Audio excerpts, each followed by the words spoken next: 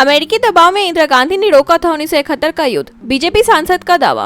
BJP सांसद निशिकांत दुबे ने एक पुरानी इंटेलिजेंस रिपोर्ट साझा कर दावा किया कि 1971 में इंदिरा गांधी ने अमेरिकी दबाव में यूएन प्रस्ताव मानते हुए युद्ध रोक दिया था। उन्होंने कहा कि उस वक्त रक्षा मंत्री जगजीवन राम और आर्मी चीफ मानेक युद्ध जारी रखना चाहते थे। यह बयान विपक्ष के उस सवाल के जवाब में आया है जिसमें पूछा गया कि क्या ट्रंप के दबाव में मोदी सरकार ने पाकिस्तान के खिलाफ ऑपरेशन सिंदूर रोका।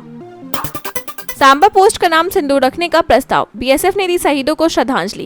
बीएसएफ ने जम्मू के सांबा सेक्टर की पोस्ट का नाम सिंदूर रखने का प्रस्ताव दिया है ताकि पाकिस्तान की गोलीबारी में शहीद महिला जाबाजों और जवानों को सम्मान दिया जा सके। 10 मई को पाकिस्तानी ड्रोन हमले में sub inspector Mohammad Imtiaz, constable Deepak Kumar और आर्मी के नायक सुनील कुमार शहीद हो गए थे। बीएसएफ आईजी शशांक आनंद ने बताया कि इन वीर जवानों ने दुश्मन के ड्रोन को रोकने की कोशिश की थी।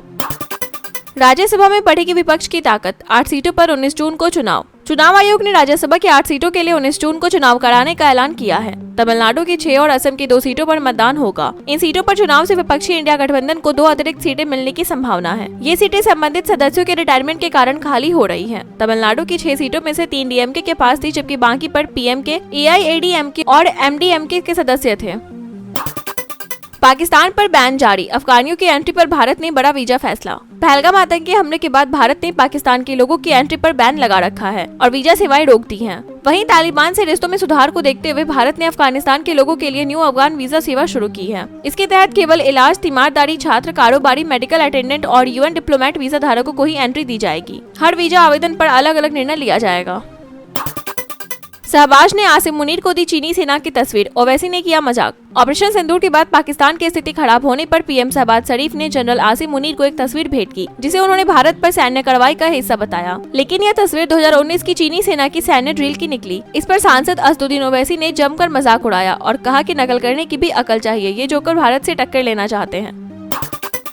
एआई वीडियो में ट्रंप देख कर्नाटक के वकील से हुई लाखों की ठगी। कर्नाटक के एक वकील को डोनाल्ड ट्रंप के नाम पर बनाई गई एक फर्जी एआई वीडियो ने ठग लिया। वीडियो में ट्रंप खुद भारी मुनाफा देने का दावा कर रहे थे। ठगों ने एक फर्जी निवेश स्कीम के जरिए वकील से लगभग 6 लाख रुपए ठग लिए। पीड़ित ने 6 मई को हावेरी पुलिस में शिकायत दर्ज कराई। उन्होंने बताया कि जनवरी में यूट्यूब पर डोनाल्ड ट्रंप होटल रेंटल्स नामक वीडियो देकर एक खास ऐप डाउनलोड कर निवेश किया था, जिसमें 3% दैनिक रिटर्न का झांसा दिया गया था। चीन के धोखे से सदमे में पंडित नेहरू, इस्तीफा देने की भी की थी सोच। निधन पर पाक ने भी झुकाया झंडा। भारत के पहले पीएम जवाहरलाल नेहरू को 1962 के चीन युद्ध में धोखे ने गहरा सदमा दिया था। युद्ध के बाद वे काफी गुमसुम हो गए और इस्तीफा देने का मन बनाया था। करीबियों के अनुसार उन्हें चीन के धोखे से बहुत दुख पहुंचा था। 27 मई 1964 को दिल का दौरा पड़ने से उनका निधन हो गया। उनकी मौत पर पाकिस्तान ने भी सम्मान स्वरूप झंडा झुका दिया था।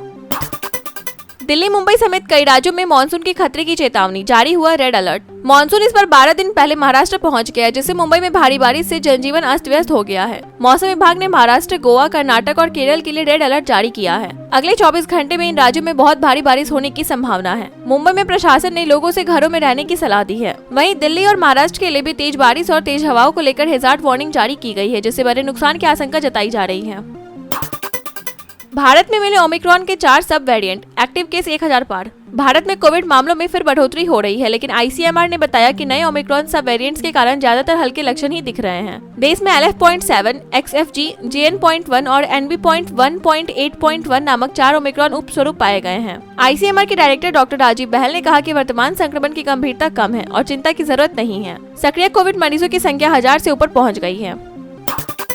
चीन का नाम लेकर जयशंकर ने खोली पाकिस्तान की पोल, कहा दोनों देश बहुत करीब हैं। विदेश मंत्री डॉक्टर एस जयशंकर ने पहलगाम आतंकी हमले के बाद भारत पाकिस्तान सैन्य टकराव पर जर्मन अखबार को इंटरव्यू में चीन की भूमिका पर साफ साफ कहा कि पाकिस्तान और चीन बहुत करीब हैं। उन्होंने बताया कि पाकिस्तान के कई हथियार चीनी मूल के हैं और दोनों देशों के बीच गहरी नजदीकी है। जयशंकर ने कहा, बाकी आप जानते हैं, जिसका तात्पर्य पाकिस्तान और चीन के गहरे रिश्तों से था।